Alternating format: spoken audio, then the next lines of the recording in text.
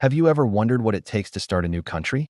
It's not every day that people decide to break away from one of the most powerful empires on Earth. But that's exactly what happened during the American Revolution. So, how did a group of colonies go from being loyal British subjects to revolutionaries fighting for their freedom? Let's dive into the story. It all started in the mid-18th century. The American colonies, though across the vast Atlantic Ocean, were very much a part of the British Empire.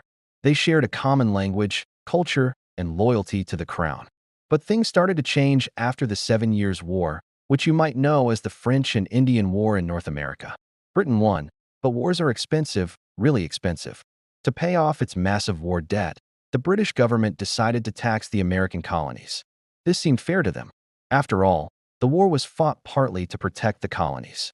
First came the Sugar Act, then the Stamp Act in 1765. This one was a real game changer. It placed a tax on almost all paper goods, newspapers, legal documents, even playing cards.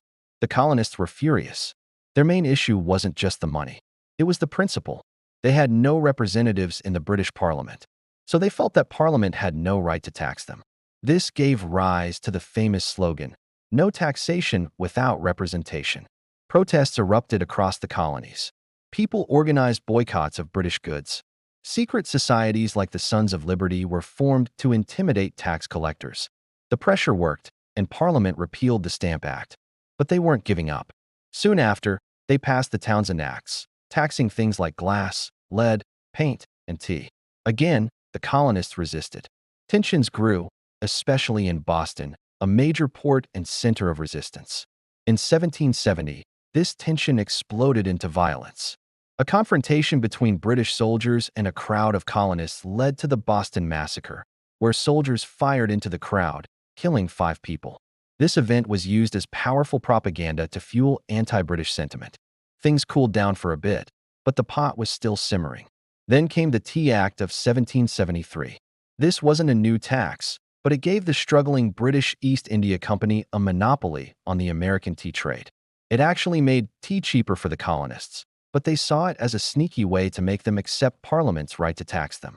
This led to one of the most iconic acts of defiance, the Boston Tea Party. In December 1773, a group of colonists, disguised as Native Americans, boarded 3 ships in Boston Harbor and dumped over 300 chests of tea into the water. Britain was enraged. Their response was swift and harsh. They passed a series of laws known as the Coercive Acts, or as the colonists called them, the Intolerable Acts.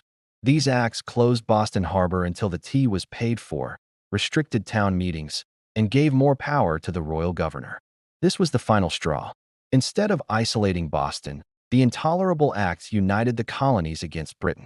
In 1774, delegates from 12 of the 13 colonies met in Philadelphia for the First Continental Congress. They called for a complete boycott of British goods and began to organize militias.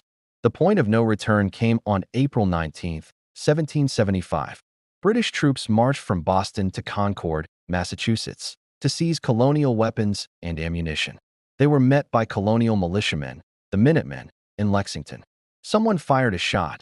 To this day, no one knows who, and this shot heard round the world kicked off the American Revolutionary War. The war would last for 8 long years. It was a brutal, difficult struggle. But out of this conflict, a new nation was born, founded on the ideals of liberty, freedom, and self-governance. It's a powerful reminder that sometimes big changes start with small acts of protest, fueled by the deep belief in a better future. Thanks for watching.